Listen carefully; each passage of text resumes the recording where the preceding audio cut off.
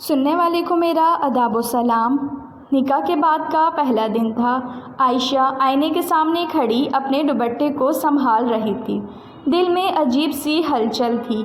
یہ گھر نیا تھا، رشتے نئے تھے، اور وہ شخص بھی جس کے نام کے ساتھ اب کسی کی زندگی جڑ چکی تھی، احمد کمرے کا دروازہ کھلا۔ احمد اندر آیا۔ اس کی آنکھوں میں ایک ٹھہرا ہوا سکون تھا۔ اس نے عائشہ کو دیکھا تو لمحہ بھر رک گیا۔ سادہ سا جوڑا، ہلکا سا میک اپ اور آنکھوں میں شرم کی نمی۔ وہ مسکرایا۔ تم بہت خوبصورت لگ رہی ہو عائشہ۔ عائشہ نے نظریں جھکا لیں۔ شکریہ۔ یہ ایک الفاظ تھا مگر اس کے پیچھے ہزاروں جذبے چھپے تھے۔ احمد نے آہستہ سے کہا، مجھے معلوم ہے یہ سب تمہارے لیے نیا ہے، لیکن یقین کرو میں تمہیں کبھی تنہا محسوس نہیں ہونے دوں گا۔ عائشہ نے پہلی بار اس کی طرف دیکھا۔ اس نظر میں خوف کم اور اعتماد زیادہ تھا۔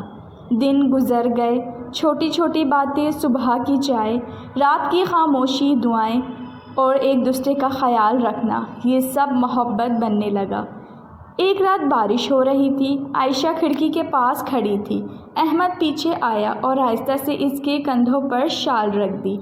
ٹھنڈ لگ جائے گی، اس نے فکر سے کہا۔ عائشہ نے مسکرا کر جواب دیا، جب آپ ساتھ ہوں تو کوئی سردی نہیں لگتی۔ احمد کے دل میں جیسے کوئی چراغ جل اٹھا۔ اس نے پہلی بار اس کا ہاتھ تھاما۔ نہ جلدی، بس محبت۔ عائشہ نے اسے دھیرے سے کہا، تم صرف میری بیوی نہیں ہو، میرا سکون ہو۔ عائشہ کی آنکھوں میں نمی آ گئی، اور آپ میری دعا کا قبول ہونا۔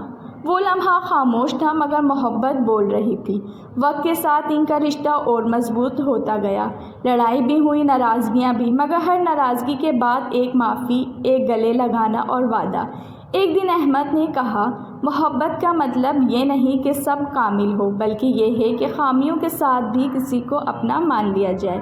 عائشہ نے مسکرا کر اس کے کندھے پر سر رکھ دیا، اور میں نے آپ کو دل سے اپنا لیا۔